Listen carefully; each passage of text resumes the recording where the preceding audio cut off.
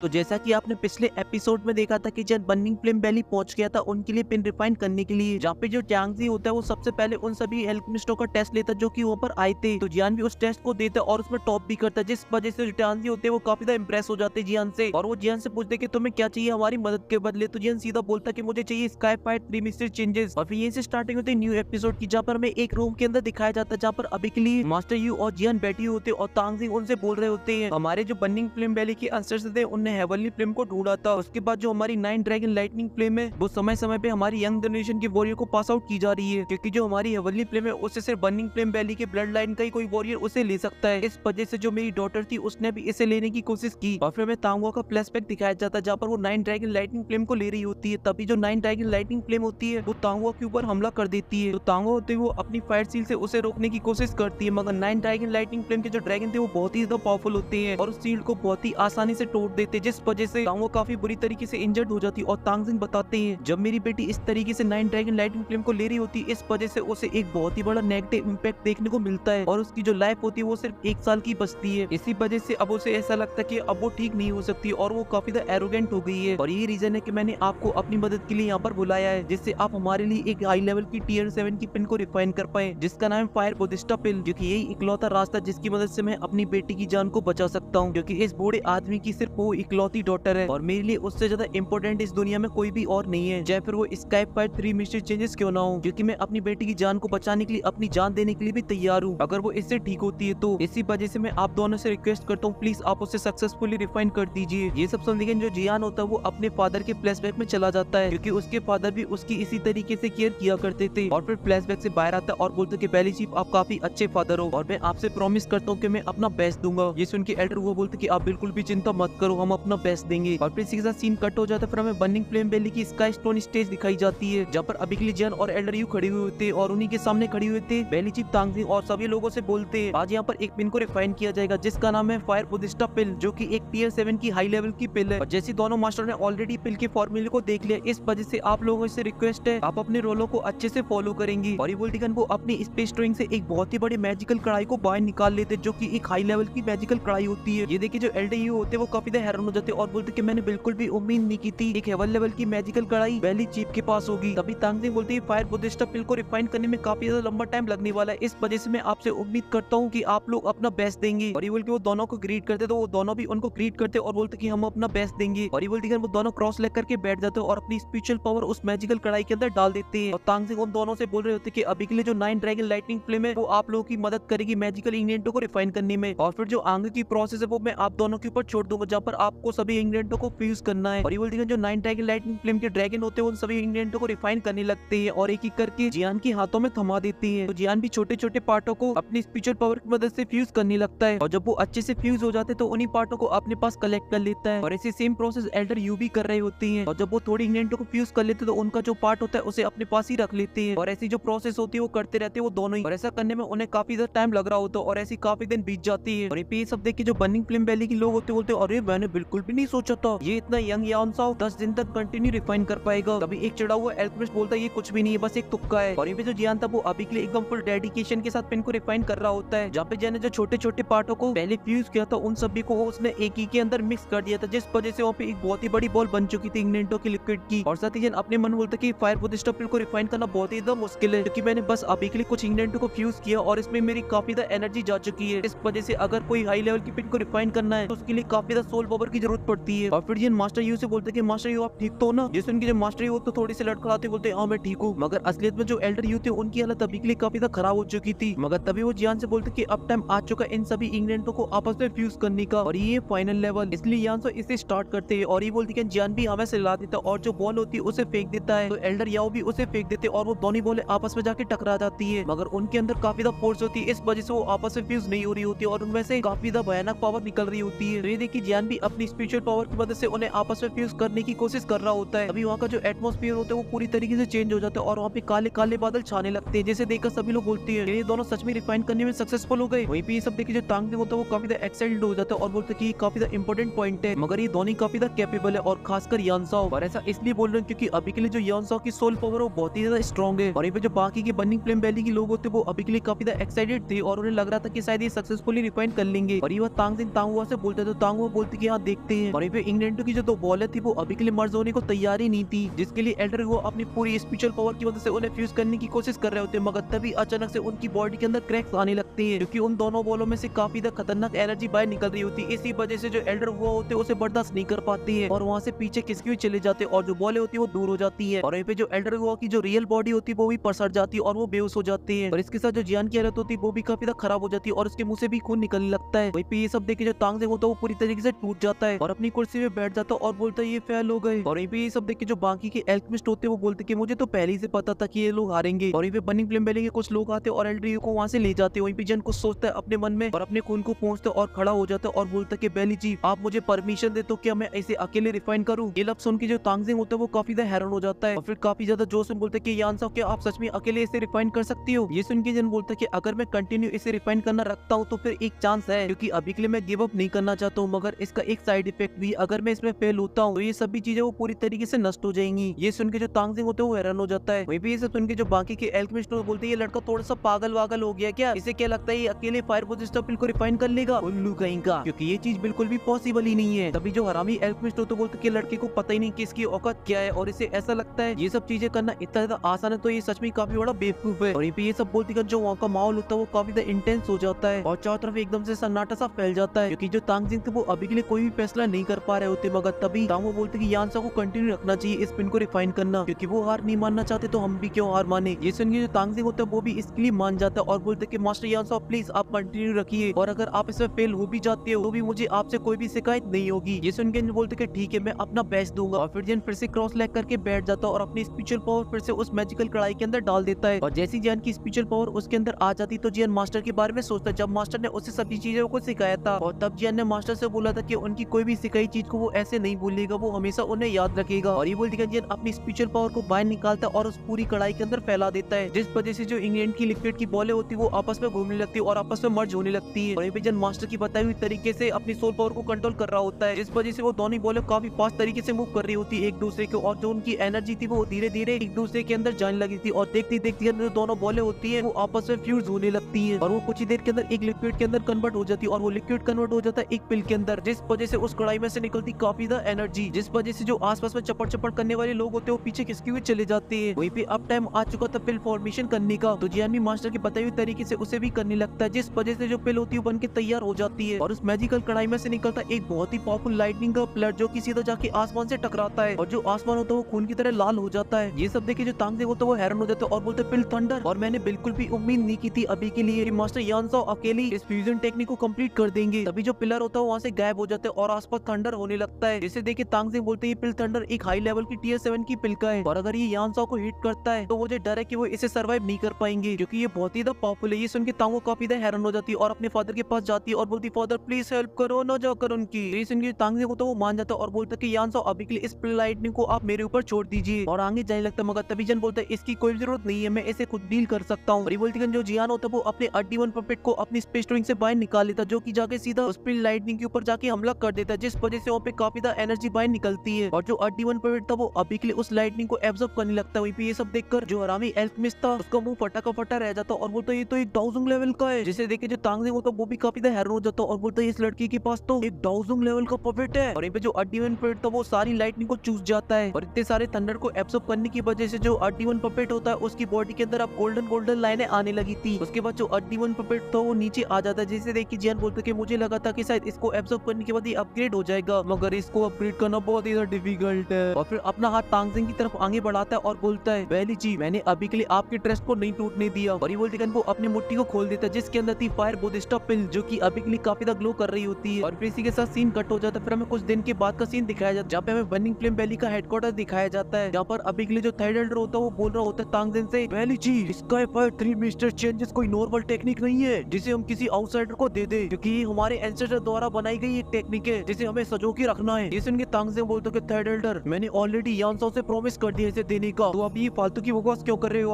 आप ये तो नहीं चाहते कि मैं अपने प्रॉमिस को तोड़ दूं? तभी वहाँ पे जो जियान होता है वो आ जाता है तांगुआ के साथ और जब तांगजिंग जियान को देखते तो उसका जो भड़का हुआ चेहरा होता है एकदम से चेंज हो जाता है और उसके चेहरे पे एक स्माइल आ जाती है। जियान को बहुत ही अच्छे से मिलता है और जियान से पूछता है कि तुम अभी के लिए कैसे हो, तुम्हारी हालत ठीक तो है ना? ये सुन के जियान बोलते कि मैं ठीक हूँ और आपकी इतनी मेहमान नवाजी के लिए थैंक यू सो मच। मगर तभी जो बर्निंग फ्लेम वैली का सेकंड एल्डर होता है वो बोलता है जान साओ सही बोला ना, तुम्हारा यही नाम है ना? ये सुन के वो सभी लोग उसी की तरफ देख लगते हैं। तभी सेकंड बोलता है कि मैं कुछ टाइम पहले नॉर्दर्न रीजन के अंदर गया था सेंट्रल प्लेन के, जहाँ पर मैंने एक यंग लड़की के बारे में सुना था जिसकी लड़ाई चल रही थी विंड लाइटिंग पॉइंट के साथ, और उस लड़की ने अकेली विंड लाइटिंग पॉइंट की एल्डर को मार डाला और फिर उसके बाद विंड लाइटिंग पॉइंट के अंदर जाता है और मिस फेंग को भी हरा देता है और उसके बाद भी वहाँ से बच के निकल जाता है। और उस यंग लड़की का नाम था जियान। इसी वजह से मुझे अभी के लिए दाल में कुछ काला लग रहा है। दोनों यंग और दोनों ही काफी टैलेंटेड, इसी वजह से कहीं तुम जियान तो नहीं हो। जिसमें तांगजे होते उसके भी हवा चेंज हो जाते। तभी जन बोलते कि हाँ मैं बेशक जियान ही हूँ, क्योंकि जब मैं सेंट्रल प्लेन के अंदर ट्रेवल करता हूँ तो मुझे एक प्रोटेक्शन की जरूरत पड़ती है, और तभी ये जो मेरा नाम वो एक शील्ड की तरह मेरे काम आता है। और जैसा कि अगर आपको ये चीज पसंद नहीं है तो ठीक है, मैं अपने आप को रिवील करता हूँ। और ये बोलती है जो जियान होता है वो अपने फेस से अपने मास्क को हटा देता है, जिसे देखे तांगो सेट एंड फ्लैट। मगर तभी थंडर अपनी जगह से खड़ा हो जाता है और बोलता है कि अभी के लिए तुमने अपनी आइडेंटिटी को क्यों छुपा रखा था। और साथ ही मुझे ये भी पता है कि अभी के लिए जो विंड लाइटिंग पॉइंट वो तुम्हारे पीछे इसलिए पड़ा है क्योंकि तुमने उनकी 3000 लाइटनिंग इवेंट को चुरा रखा है, और अब तुम्हें चाहिए हमारी स्काई पार्ट 3 में से चेंजेस, जो कि बर्निंग फ्लेम बेली की एक सीक्रेट टेक्निक है। और फिर जियान भी भड़कती हुई बोलता है लड़की तुम्हें दूसरे की टेक्निक में कुछ ज्यादा इंटरेस्ट है। जिसने जो तांगजे बोलता है कि जियान हमारा अभी के लिए गेस्ट है, इस वजह से ज्यादा फड़फड़ाओ मत, इसलिए थोड़ा पोलाइट होकर बात करें। ये सब सुनते जो सेकंड होता है वो खड़ा हो जाता है और बोलता है कि बेली चिप जैसे कि आपने इसको देने का प्रॉमिस कर ही लिया है तो इसे बर्निंग फ्लेम बेली का डिसेबल बनना पड़ेगा, जिसके लिए इसे हमारा एक टेस्ट देना होगा, और एल्डर टेस्ट देना बहुत ही इंपॉर्टेंट है। ये सुन के तांगजे कुछ बोलता है, उससे पहले जियान बीच में बोल पड़ता और बोलता कि जैसा कि आप दोनों एल्डर चाहते हो मुझे आपका एक टेस्ट देना होगा, तो मैं इसको देने के लिए तैयार हूँ, क्योंकि अगर मैं इसे नहीं देता तो मुझे इस बात का डर है कि जो मुझे चाहिए वो आप नहीं दोगे मुझे। और इसी के साथ सीन कट होकर बर्निंग फ्लेम वैली की स्टोन स्टेज के ऊपर आ जाता है, जहाँ पर जियान उन दोनों एल्डरों से बोल रहा था कि मुझे नहीं पता अभी के लिए आप दोनों का क्या टेस्ट है। जिसमें सेकंड बोलते कि जैसा कि ये जो मैटर वो काफी सीरियस है, इस वजह से पर्सनली थर्ड तुम्हारा टेस्ट लेंगे, जिसमें वो तुम्हारे ऊपर 10 अटैक करेंगे। अगर उनको तुम झेल जाते हो तो तुम इस टेस्ट को पास कर लोगे और तुम बन जाओगे बर्निंग फ्लेम वैली के इनर डिसेबल। ये सुनने जो थर्ड होता है झट से जियान के सामने आके खड़ा हो जाता है। वहीं पे ये सब देखे जो तांगो होती है वो हैरान हो जाती है और बोलती ऐसा तो किसी रूल बुक के अंदर नहीं लिखा था कि थर्ड पर्सनली जाके टेस्ट लेंगे, क्योंकि अभी के लिए जो थर्ड उनका जो लेवल है वो टाउजों के 8 स्टार पर है। मगर तभी ये बात जियान सुन लेता और बोलते कि मिस तांग हुआ आप बिल्कुल भी चिंता मत करो, क्योंकि आज मैं किसी भी कीमत पर स्काई फायर 3 में से चेंजेस लेकर रहूंगा। ये सुनने जो थर्ड होता है वो हंसने लगता है और सीधा जियान के ऊपर हमला कर देता है। और जब जियान उसे अपनी तरफ आते हुए देखता है तो जियान अपनी लाइट इवेंट का यूज करता है और थर्ड के हमले से बच जाता है और उसका हमला जाके एक पिलर में लगता है। वहीं पे ये सब देखे थर्ड बोलता है कि 3000 lighting movement wind lighting point की टेक्निक सही बोला ना मैंने। तभी जियान थर्ड के पीछे आ जाता है और बोलता है कि आपकी आई साइड तो काफी अच्छी है। मगर तभी थर्ड फिर से जियान के ऊपर हमला कर देता है, जियान अपनी लाइटिंग इवेंट से फिर से बच जाता है, जिस वजह थर्ड होते वो अपने क्लॉ पाम से हमला कर देते जियान के ऊपर। तो जियान उनसे कुछ से तो बच जाता है मगर एक जाके जियान में लग जाता है, जिस वजह से वो जाके सीधा जमीन पे गिरता है। ये देखे सभी हैरान हो जाते हैं। तभी थर्ड बोलता है कि लड़की अभी भी मान जाओ और स्काई फायर 3 में से चेंजेस के बारे में भूल जाओ, इसके बदले तुम्हें और कोई टेक्निक चाहिए वो मैं तुम्हें दे दूंगा। मगर तभी जन एकदम स्वैग मारते हुए खड़ा होता है और अपने खून को पहुंचता है और बोलता है कि आजा। ये सुन के जो थर्ड होता है भड़क जाता है और बोलता है कि लड़के तुम ऐसे नहीं मानोगे, अब तुम्हें दिखानी पड़ेगी बर्निंग फ्लेम बेल की एक कमाल की टेक्निक बर्निंग स्टेज स्टोन, जो कि तुम्हारी 3000 लाइटनिंग मूवमेंट से बेटर है। और ये बोलते वो अपना पैर जमीन में मारता है, जिस वजह से उसकी तरफ दो की फ्लो होने लगती है और वो गोल गोल रानी घूमते हुए सीधा जियान के ऊपर हमला करने लगता है। जियान भी अपनी 3000 लाइट इवेंट का यूज करते हुए उससे बच के यहाँ भाग रहा होता है। तभी जन एक जगह पे रुक जाता है और अपनी हैप्पी शॉट को बाहर निकालता है और सिक्स जॉइंट रूलर टेक्निक का यूज करता है, जिस वजह से जियान के चारों तरफ एक बैरियर बन जाता है हैप्पी रोल शॉटों का। मगर तभी जो थर्ड होता है वो जियान में एक अटैक कर देता है, जिस वजह से जो जियान होता है वो सीधा जाके स्टेज के ऊपर गिरता है। मगर इस बार थर्ड जियान को संभलने का चांस नहीं देता और वो हमला करने के लिए आगे जा रहा होता है, तो जियान एक स्लैश अटैक उसके ऊपर कर देता है। मगर जो थर्ड होता है उसे बहुत ही आसानी से डॉज कर देता है और जियान के ऊपर अपने पांवों से हमला कर देता है, जिस वजह से जो जियान होता है वो जाके सीधा एक पहाड़ के अंदर घुस जाता है। मगर तभी थर्ड फिर से जियान के ऊपर हमला करने के लिए जाने लगता है, तो जियान अपने सामने एक शील्ड को बनाता है मगर थर्ड उसे बहुत ही आसानी से तोड़ देता है और फिर जियान में दह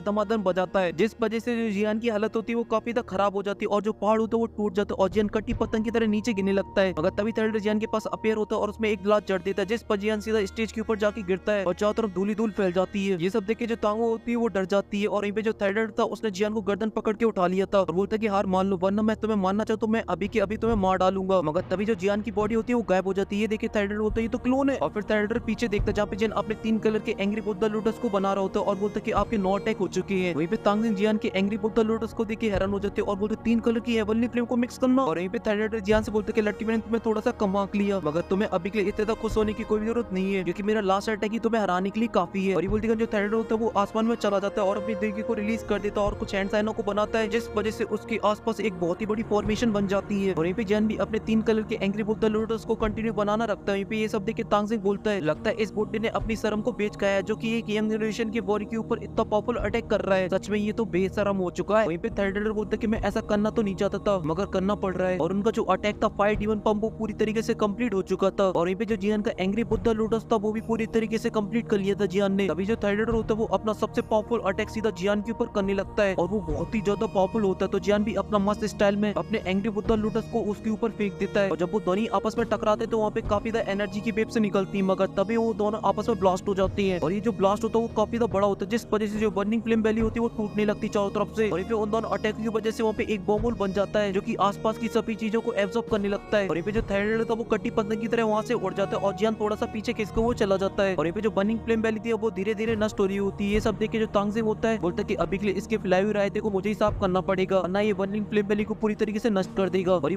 वो अपनी जगह से गायब हो जाता है और सोल के पास आ जाता है और अपनी पावर की मदद से स्पेस के अंदर क्रैक्स ला देता है और उसकी जो एनर्जी होती है उस स्पेस के अंदर डाल लेता है। ये सब देख के वहाँ पे जितने भी लोग होते हैं सभी के सभी हैरान हो जाते हैं, यहाँ तक कि जो जियान भी होता है वो भी टुको टुको देख रहा होता है। और इसी टुको टुको के साथ ये एपिसोड भी यहीं पे खत्म हो जाता है। और अभी के लिए आप लोगों को क्या लग रहा है कि जियान इस कंपटीशन को जीत चुका है कि नहीं जीत चुका है, वो सभी बातें आप लोग कमेंट के अंदर बताना। अगर आपको वीडियो पसंद आई हो तो वीडियो को लाइक कर देना, साथ ही चैनल को भी सब्सक्राइब कर देना। मैं मिलता हूँ आपसे नेक्स्ट वीडियो में, तब तक के लिए आप सभी को बहुत सारा प्यार।